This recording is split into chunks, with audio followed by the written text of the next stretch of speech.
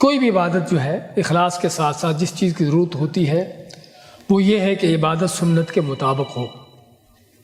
جو نیکی عبادت کر رہے ہیں وہ نبی کریم صلی اللہ علیہ وسلم کے طریقے کے مطابق ہو. اگر آپ کے طریقے کے مطابق نہیں ہے تو تب بھی ایسی عبادت کا کوئی فائدہ نہیں اور قابل قبول نہیں.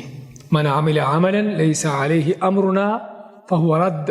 آپ مانتے ہیں کہ جس نے کوئی ایسا عمل کیا، کوئی ایسی عبادت کی کہ جو عبادت ہمارے طریقے پر، ہمارے حکم پر نہیں ہے تو وہ مردود اور نہ قابل قبول ہے. تو آئیو، اللہ کا دین جو ہے وہ اس وقت تک قبول نہیں ہوتا جب تک اللہ کے حکم کے مطابق نہ ہو. اسی میں حج عمرہ بھی اللہ کا دین ہے.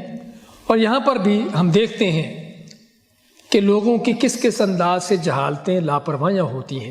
خصوصاً حج کے لیے لاکھوں کے اخراجات، اور بعض اوقات ایسے بھی لوگ ہوتے ہیں کہ جو زندگی بھر یہ مال جمع کرتے رہتے ہیں کہ تاکہ ہم حج کریں.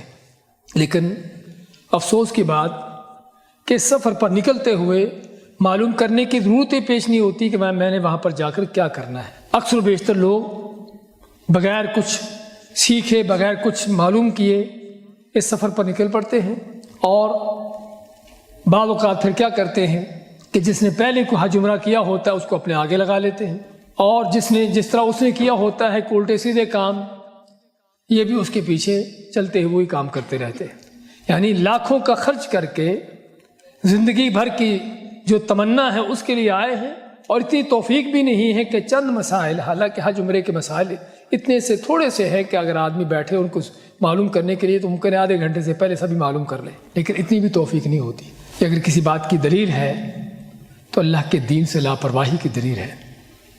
نبی کریم صلی اللہ علیہ وسلم حج کر رہے تھے. حج کرتے ہوئے کیا فرما رہے تھے؟ خذوا عنی مناسککم، کہ مجھ سے حج کے اعمال سیکھو. ایک ایک چیز کر کے لوگوں کو دکھا بھی رہے ہیں، ان کو سکھا بھی رہے ہیں، اور ساتھ ساتھ ان کو تنبیہ کر رہے ہیں کہ میں جو کر رہا ہوں دیکھو میں کیا کرتا ہوں. بلکہ دوسری روایت میں آپ فرماتے ہیں کہ ممکن ہے اس سال کے بعد تم مجھ سے نہ مل سکو. تو بخیر کہنے کا مقصد کہ آپ لوگوں کو ایک ایک چیز کر کے دکھا رہے ہیں، بتا رہے ہیں، سکھا رہے ہیں کہ تاکہ تم بھی ایسے ہی کرو. اور عبادت ہوتی بھی اسی وقت ہے کہ جب وہ اللہ کے حکم کے مطابق ہو. اگر اللہ کے حکم کے مطابق نہیں تو چاہے اپنے آدمی کچھ بھی کر لے، وہ عبادت نہیں ہے. اس لیے جو دوسری اہم چیز ہے عمرے حج کے حوالے سے، سفر پر نکلنے کے حوالے سے، کہ مسلمان کا فرض بنتا ہے، سفر پر نکلنے والے کا فرض بنتا ہے کہ اس کے احکامات کو تفصیلاً جانیں، معلوم کریں کہ نبی کریم علیہ السلام کی اس میں سنت کیا ہے، آپ کا طریقہ کیا ہے. اور اس کے لیے جس چیز کی ضرورت ہے وہ اس بات کی بھی ہے کہ ہمیں صحیح معلومات ملیں.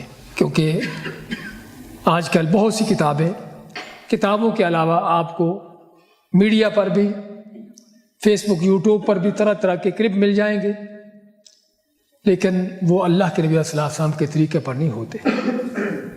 جس طرح کہ ہمارے اور دین کے اندر بھی نمازوں کا معاملہ ہے، عقیدے کے اندر خرابیاں ہیں، تو یہاں پر بھی لوگوں نے اپنے من گھڑت طور طریقے بنائے ہوئے ہیں. اس لیے ضرورت ہے یہاں پر ہمیں معلوم کرنے کی کہ صحیح سنت طریقہ کیا ہے، اور وہ اللہ کے فضل سے موجود ہے. صحیح احادیث کی شکل میں آپ صلی اللہ علیہ وسلم کے ایک ایک حرکت، آپ کی ایک ایک چیز صحابہ نے نقل کی ہوئی ہے کہ یہاں پر کیا کرنا ہے.